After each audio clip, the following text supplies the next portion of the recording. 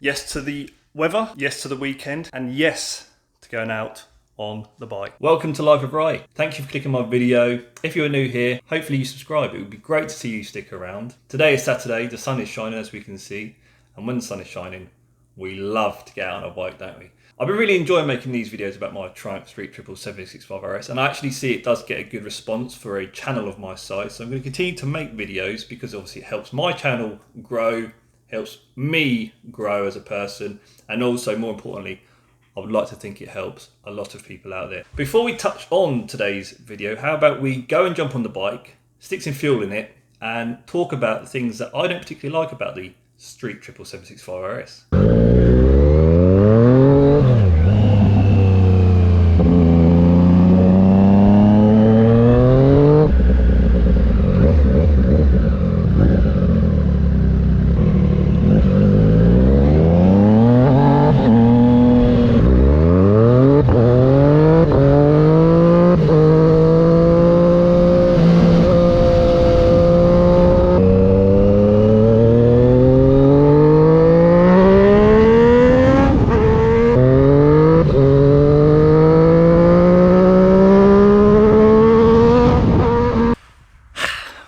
What a day for it. The sun is shining. We're currently in September right now, and this year hasn't been great for weather. Now, I haven't had most opportunities to ride this bike because obviously the start of this year we were in a lockdown and it prevented me from really going out on the bike. But I am really fortunate that we are in September and the sun is shining. I'm going to try and make the most of getting out on this bike because I love it. Now, I know this video is about the things that I don't particularly like about this Triumph Street Triple 765 RS. I'm going to say that I think I'm being possibly critical, okay, because there isn't much wrong with this bike, but it's not perfect. So I'm going to run through a few things that I think does let the bike down. I think it can be improved. So without further ado, let's run through those things. So then, the brake levers. Let's talk about this. Now, this brake lever is currently as close as I can currently get it to the bar. Now, with my hand on it, okay, I can reach the lever, that's fine. But if I'm honest, I would have liked to have been able to adjust that closer to the bar. Now, what's the point, in my opinion, of having a fully adjustable brake lever if you can't get it any closer than it currently is? Because if I'm honest, unless you have salad fingers, hello, you're not going to increase the reach of that brake lever.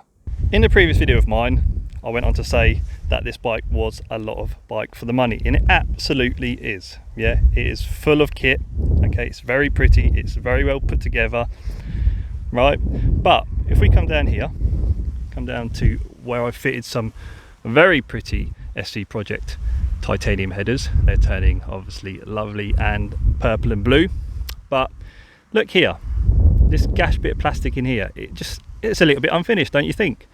If we look through there, you've got a little bit of Tipex on there, there's a couple of stamps on the inside, and I actually had to remove a sticker from the inside of that plastic because it just looked a little bit unfinished, don't you think? So I think, why couldn't that just been a thick piece of plastic there and looked a little bit more complete than it actually does?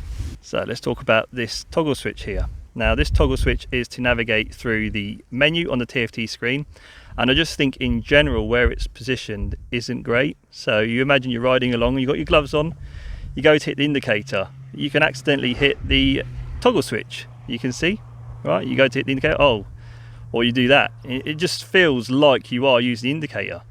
And I just think in general, right, it just seems a little bit vulnerable. It's a bit fiddly, and it's not in a great position. You've got a massive big glove on, right? You can imagine, yeah?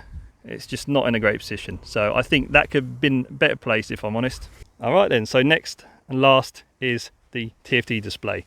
Now, I'm going to say that I like having a TFT display on the bike. It is better than having analog dials. It's more modern, okay? But unfortunately, this TFT display doesn't work too well, and I'll explain why.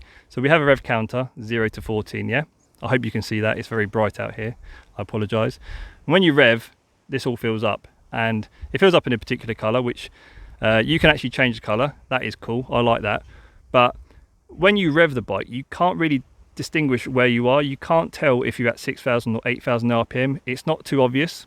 And when you change the style, okay, if I go along to style number 2, all you're doing is you're just dropping that down, making it smaller and increasing the size of the tray above it. Go to style number 3, you see what's happening? You go to style number 4, and then it drops it to the right hand side. And again, we can see the rev counter, 0 to 14. And when you rev, it comes towards you. I understand it might sound great on paper, yeah, looking 3D, futuristic if you like, but in reality, it just doesn't work too well.